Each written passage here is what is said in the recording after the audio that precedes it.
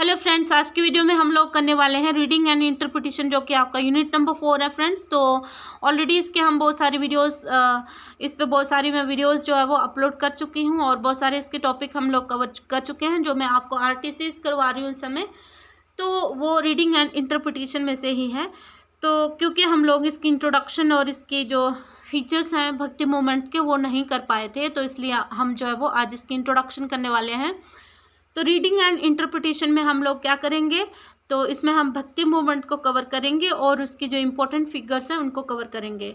तो इसकी जो इम्पोर्टेंट फिगर हैं जैसे ललित मीराबाई, अक्का महादेवी, बुल्ले शाह, संत तुकाराम, कबीरदास जी, तो इन सब की जो लाइफ इंट्रोडक्शन मैं आपको करवा चुकी हूँ, जो मैंने वीडियोस 2023 में डाल रखी हैं।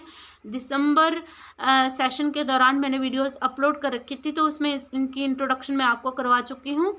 और आज हम लोग जो है वो इसके फीचर्स करेंगे भक्ति मूवमेंट के, और भक्ति मूवमेंट को समझेंगे कि क्या है।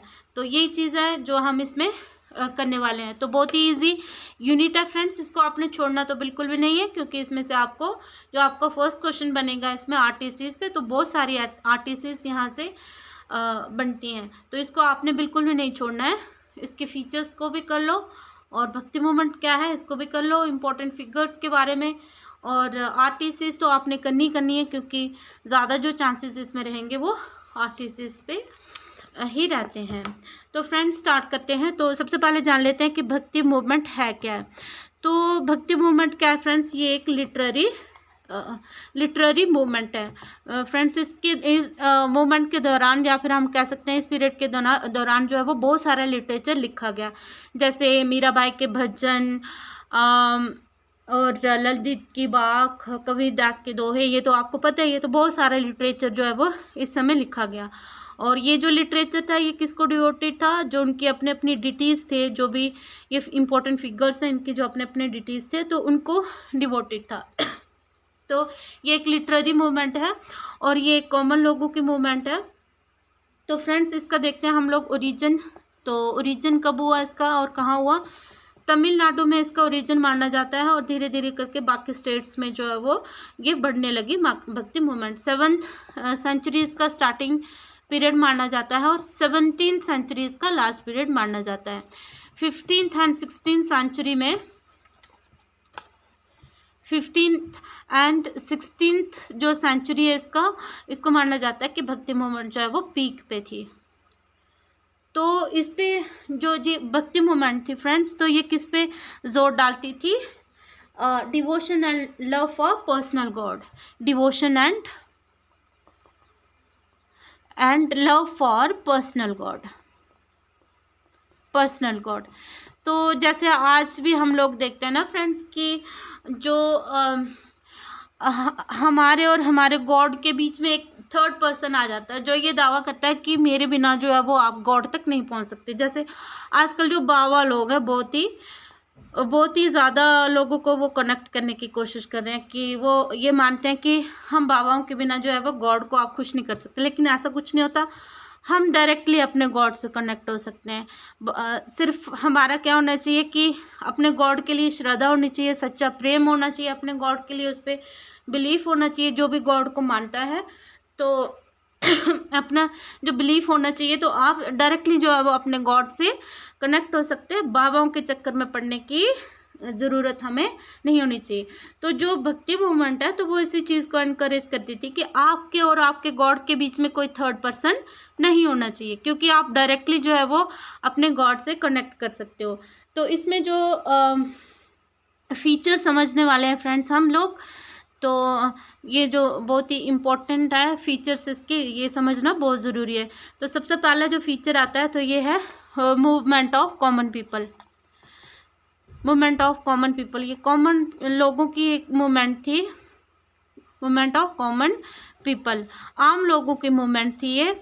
दूसरा इसका फीचर आता है कि ये गॉड को, जो ये लोग थे जो इम्पोर्टेंट फिगर्स थे, तो गॉड को एज अ चाइल्ड, मतलब अपने बच्चे की तरह या अपने फ्रेंड की तरह या फिर अपने लवर की तरह उसको पूछते थे। जैसे अगर हम बात करें जो मीराबाई थी, तो वो कृष्णा को अपना लवर मानती थी।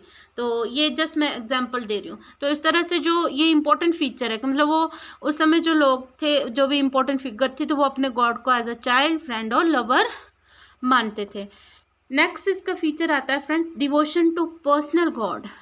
तो इसमें जो डिवोशन टू पर्सनल गॉड कि हमारा एक उनका एक पर्सनल गॉड होते थे, अपने जो उनके गॉड होते थे जिनको वो अपना बेटा या फिर फ्रेंड या अपना लवर मानते थे, तो वो उसी की भक्ति करते थे। ये इंपॉर्टेंट फीचर है। उसके बाद फिर आता है equality and inclusivity. Equality and inclusivity,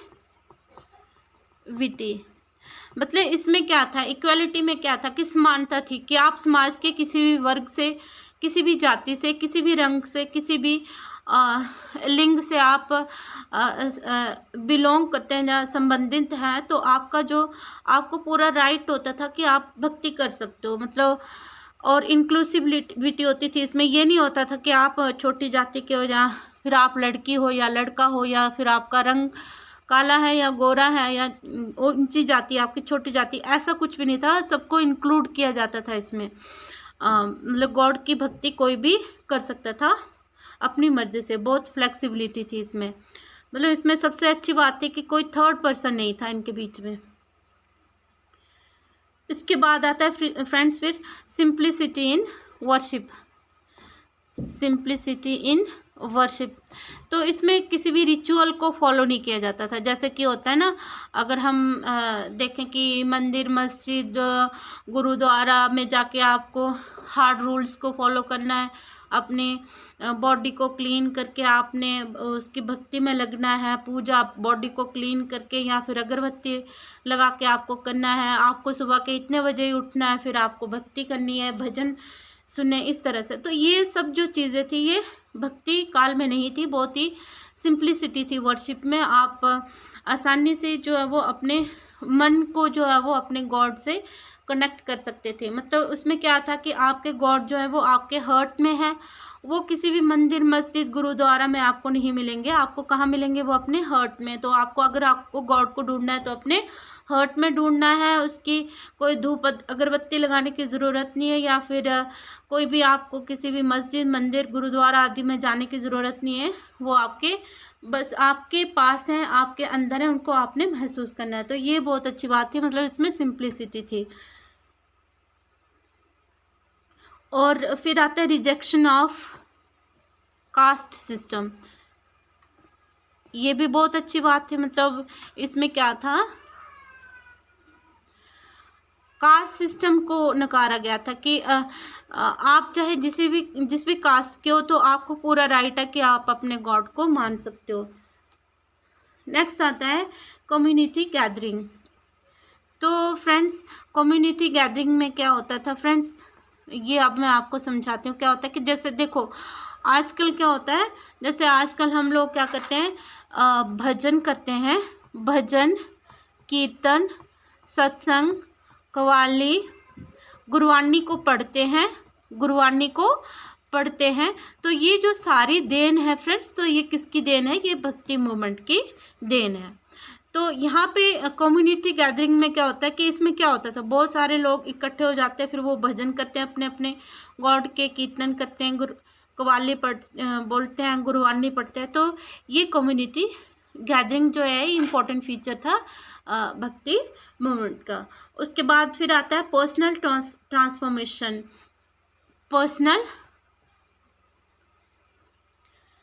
तो फ्रेंड्स पर्सनल ट्रांसफॉर्मेशन में क्या था कि इसमें जो पर्सनल ट्रांसफॉर्मेशन में क्या होता है कि हम अपने आप को सुधारते हैं, अपनी पर्सनालिटी को डेवलप करते हैं, तो उसी को पर्सनल ट्रांसफॉर्मेशन कहते हैं। इसमें क्या होता था, भक्ति जो अपने गॉड की भक्ति में लग जाते थे, उनके अंदर पॉजिटिविटी आ जाती थी, पूरी तरह से वो अपने आप को क्या कर देते थे, बदल देते थे, चेंज कर देते थे। तो पर्सनल ट्रांसफॉर्मेशन ये भी एक इम्पॉर्टेंट फीचर है भक्ति मूवमेंट का। तो फ्रेंड्स ये थे कुछ इम्पॉर्टेंट फीचर्स भक्ति मूवमेंट के। तो आई होप आपको मेरी वीडियो अच्छी लगी होगी। तो फ्रेंड्स अगर आपको मेरी वीडियो अच्छी लगी तो प्लीज़ मेरे चैनल को सब्सक्राइब कर देना, वीडियो को लाइक कर देना। फिर मिलते हैं एक नई वीडियो में, तब तक के लिए take care, bye bye, keep learning keep growing.